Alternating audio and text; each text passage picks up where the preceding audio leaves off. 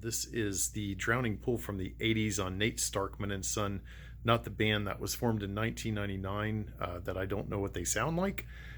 This was a grail for me after a friend put a few compilation tracks from this album on a cassette.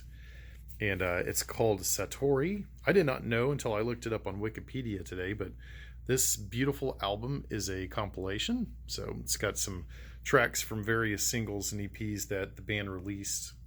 Really fascinating typesetting on this one. So I'm just going to kind of pan my phone camera around and show you what this looks like. Sort of hard to read the titles in places. This is a pretty significant album for me in my collection. I think I found this copy in the 80s for less than $10, and I was really surprised I found it that cheap because it's so rare, and it's such a good album. So I'm going to go through it track by track, or actually side by side.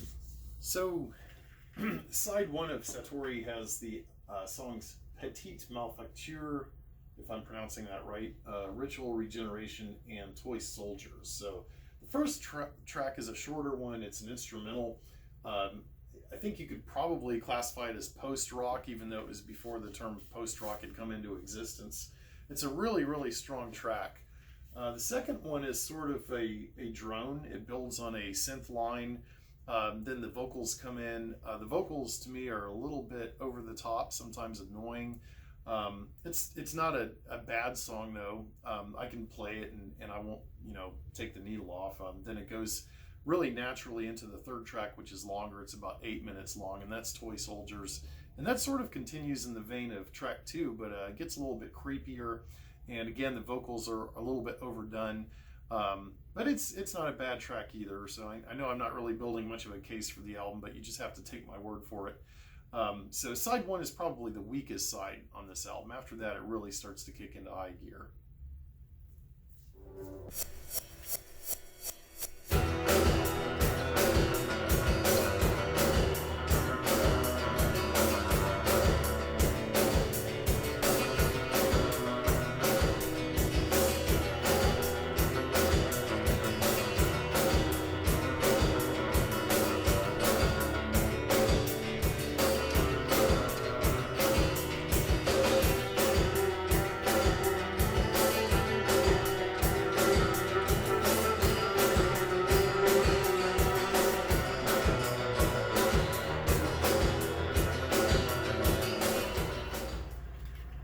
Okay, on to album 1, side 2 of Satori. I'm looking at my notes here. So,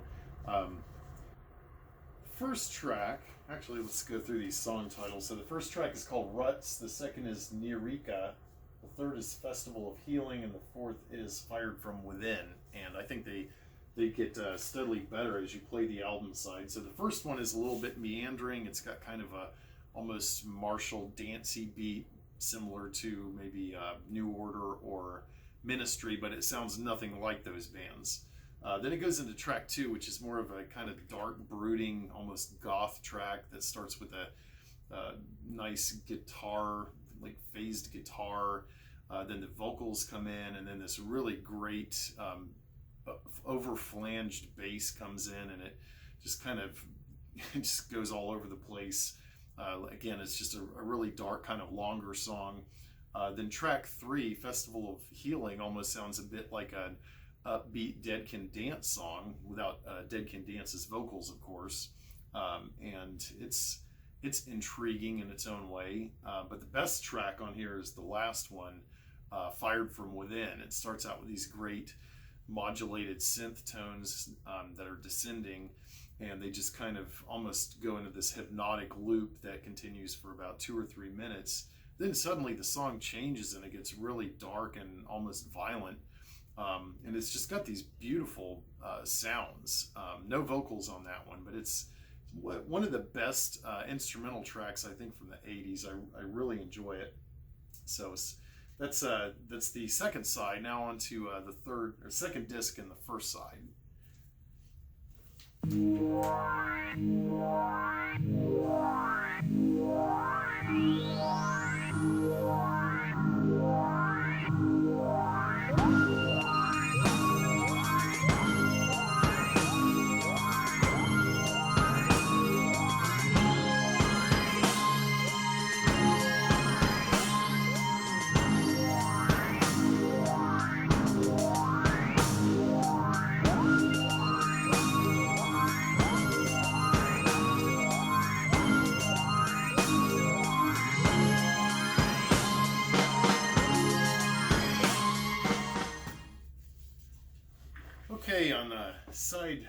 Disc 2, Side 1, we have Uncork the Mind, Game Room, and You Are My Rescue.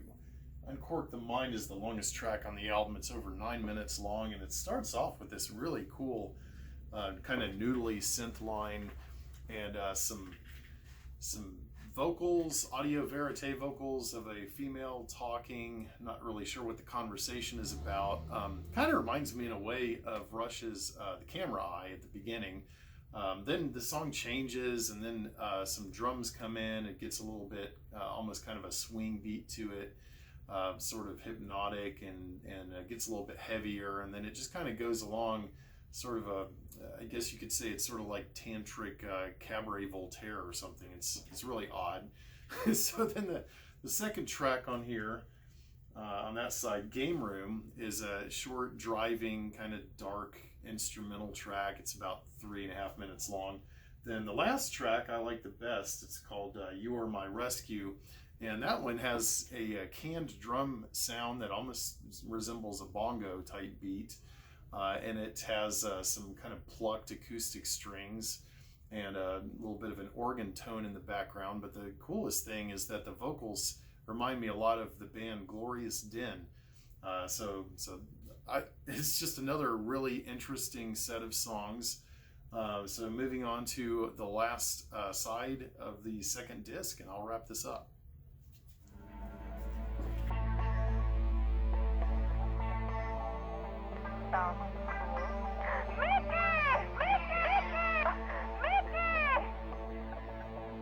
At 3 o'clock in the morning.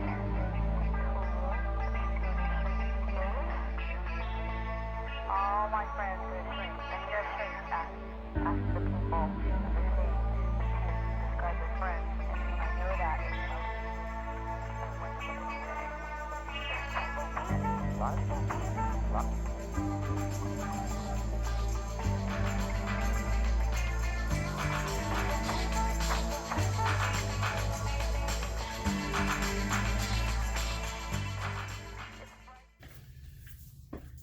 On disc 2, side 2, the songs are Weaving Petals, Muted Streak, Master Bebra, and Gerlandio's Apprentice / Macaulay Call. That's a mouthful. So this first track here has some really speaker shredding guitar that's somehow quite beautiful. Vocals that remind me a bit of Comus. I'm reading my notes here. And gorgeous mechanical drumming.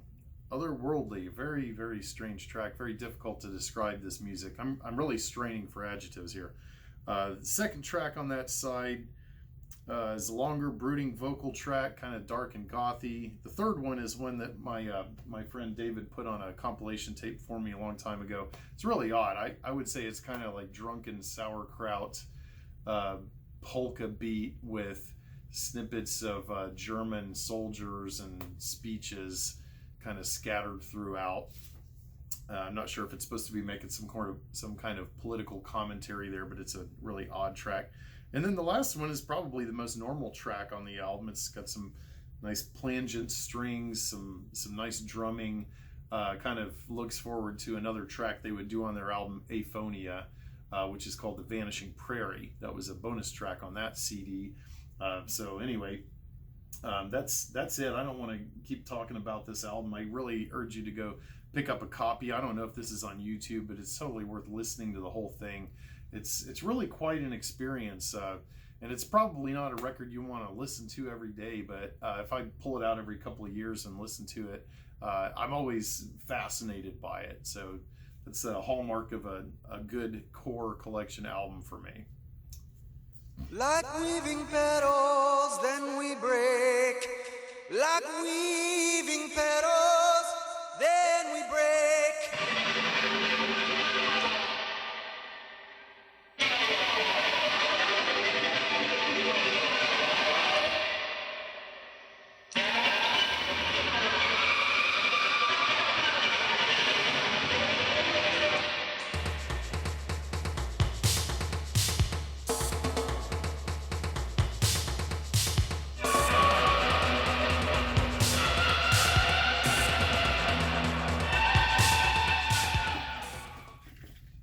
I decided to make to add to this video a little bit about the Drowning Pool Satori CD. This is a CDR that I actually ordered from the band, evidently a long time ago, maybe 5-6 years ago or more. Apparently you can still get it through Discogs. I think Discogs actually has a little bit more information now about this band than they used to. It's a nice, it's a homemade CDR, but it's got a nice image on the cover. It looks like it's one of those etchable discs, which is pretty cool. So one thing I do want to point out though, this album, it says it was remastered from the tapes and they did the best job that they could, and it sounds really good. It does sound different from the vinyl though. I think the vinyl has a little bit more depth. I've got a really clean copy of this on vinyl, and it sounds quite good. There are a couple of places on the CD where I detected a little bit of distortion. It really wasn't bad though. The track order is different. I like the flow on the CD. I think I do prefer the vinyl track order, but I could really take either one. It's just nice to have digital copies of these files. And they did add 3 songs at the end, which are kind of in the same vein as what's on the album. One is called Edith, Hold Out Your Hand. It's a 4-track demo bonus track. Another is Song to the Chumash, and the last one is the Art of Waiting Remix 2009.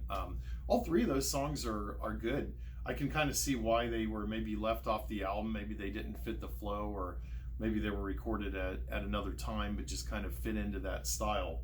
But they're nice little additions. The only thing is though about this CD, the last 2 tracks on here are listed as Ghirlandio's Apprentice and Macaulay Call. And to me, they sound different from the last 2 tracks on side 4 of disc 2. So I think they are different. And I don't know, maybe something happened to the master tapes on those 2 tracks, or maybe the band just decided to switch those out with some versions that they liked better. But they're definitely different songs. So if you're a big fan of this album like I am, it's a good thing to have both the vinyl and the CD copy of it. But if you want a straight track for track reproduction of what's on the vinyl, just a digital version, then this would not really be what you're looking for. So it comes with a little booklet. It's also homemade, printed by the band. Nice artwork. They did a good job with it. I can't remember how much I paid for this because it was so long ago. But anyway, that's going to finish up my in-depth review of Drowning Pool's Satori. So I hope everybody got something out of this. I think it's an album that a lot of people could enjoy if you're into kind of experimental 80s music. So, do the band a favor, pick up a copy of this if you can find it. It's pretty good.